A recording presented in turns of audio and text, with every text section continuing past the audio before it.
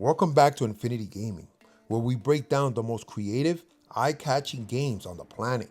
Today we're diving into Sword of the Sea, a game that looks and feels like a dream you can ride. Made by Giant Squid, the same team behind ABZÜ and the Pathless. This is more than just a game. It's an emotional ride across lost lands filled with sand, waves, and mystery. You're not just walking, you're not just running. You're surfing across giant hills of gold, through ruined temples, and across waters that once held life. Every move is smooth, every sound means something. This is the kind of game that pulls you in without saying a word. And we're going to break it all down right here, right now. Let's ride. Giant Squid isn't new to making peaceful and beautiful games. If you played Journey, ABZÜ, or The Pathless, you already know what to expect.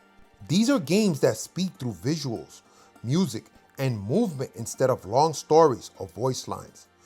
The people behind Sword of the Sea are experts at making players feel something, just by how the world looks and moves. You're not just playing, you're floating through a painting that tells a story without saying a word. You play as the Wraith, a quiet figure with a strong connection to the past. Your main tool is the Hoversword, a board that works like a mix between a skateboard, snowboard, and a surfboard. It lets you ride over sand, waves, ramps, and even air. This board isn't just for fun, it's the key to bringing the lost ocean back to life. Every glide, jump, and flip is part of the journey. And it feels fast, smooth, and easy to control from the first moment you step on it. The world of Sword of the Sea was once covered in water. Now it's full of sand, broken temples, and the bones of the sea giants. You'll explore open areas that stretch for miles and small ruins that feel like forgotten homes. As you ride, you'll wake up ancient machines and bring light back to dark places. The deeper you go, the more the world begins to move and breathe again. Every area feels different, with new sights and surprises waiting around each corner. Moving in this game is the heart of the experience. The Hoversword gives you full control, letting you ride fast, float in the air, and land smooth tricks. You can slide through tight paths, jump over gaps, and ride down massive hills that feel like roller coasters. It's fun, simple, and never gets old. There's no score or timer, just you and the freedom to ride how you want. It feels like skating or surfing in a dream, and the world reacts to how you move. Even though Sword of the Sea doesn't use combat, the journey still has tough moments. You need to figure out how to pass through strong winds, move platforms, and puzzling ruins. Some paths are hidden, some change based on how fast or smooth you ride. You'll also come across giant creatures and strange machines that block your way. These aren't fights, they're just tests of skill and timing. Stay calm, stay moving, and the path will open. The music in this game is not just in the background, it moves with you. When you're riding fast, it builds up. When you're riding slow, it softens. Enter a tempo and the sound changes to match the mood. It helps guide your feelings without saying a word.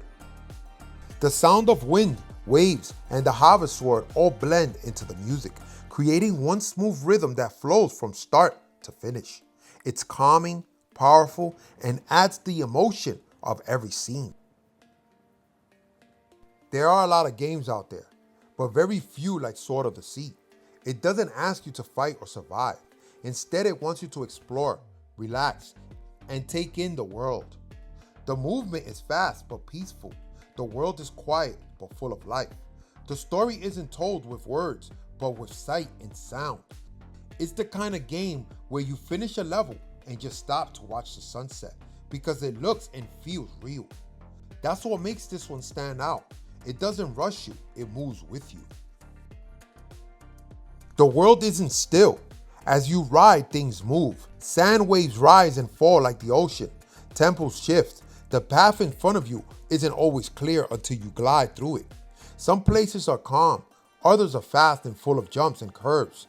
You'll feel like you're riding through a memory that's trying to rebuild itself.